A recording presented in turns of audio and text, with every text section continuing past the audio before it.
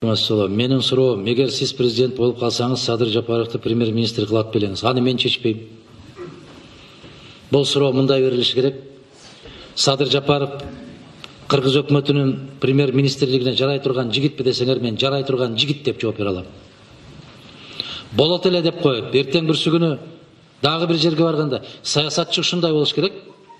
5 жылдан кийин дагы айткан сөзүнө эч жерден бир кыйшайбай, уялбай турган болуш керек.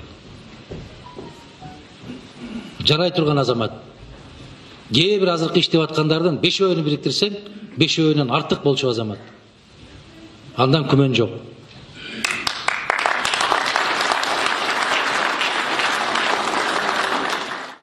Эми урматтуу депутаттар, мен таң калам, ушу каршы берген депутаттарга таң калам. Бүгүнкү күнгө чейин 15 жылдан бери карай 260 тонна алтынды кумтөрдөн ташып кетип, бизге 1 тонна 400 килограмм алтын калтырыптыр. Мына Кыргыз элинин пайдасы депчи. Ушуга кантип чыдап отурасыңар?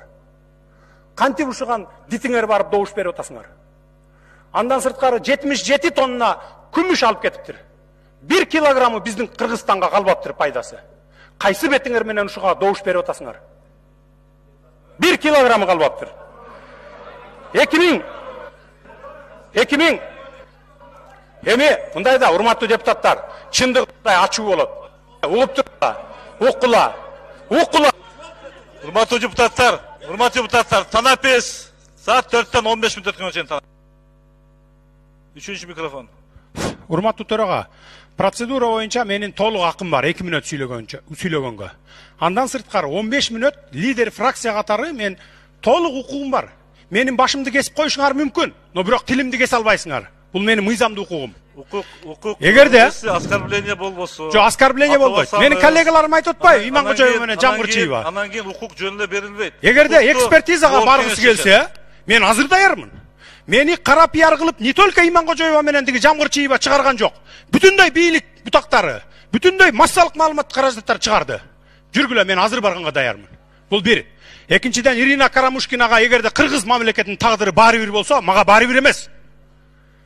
Мен эртеңки Кыргыз мамлекетинин келечегин ойлонуп атам.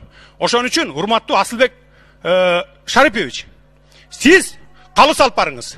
Менин мыйзамдуу укугумду эч кимдин тебелегенге, президенттин дагы, премьер-министрдин дагы, спикердин дагы эч кандай акысы жок. Бул менин мыйзамдуу укугум. 2 мүнөт процедура менен сүйлөгөнгө акым бар. 15 мүнөт лидер фракция катары сүйлөгөнгө акым бар. Эгерде менин сөзүм жакпаса, кулагыңарды жаап отургула. Чындыкка эгерде чыдабай атсаңар. Мына мен сиздерге момундай эле айтайын.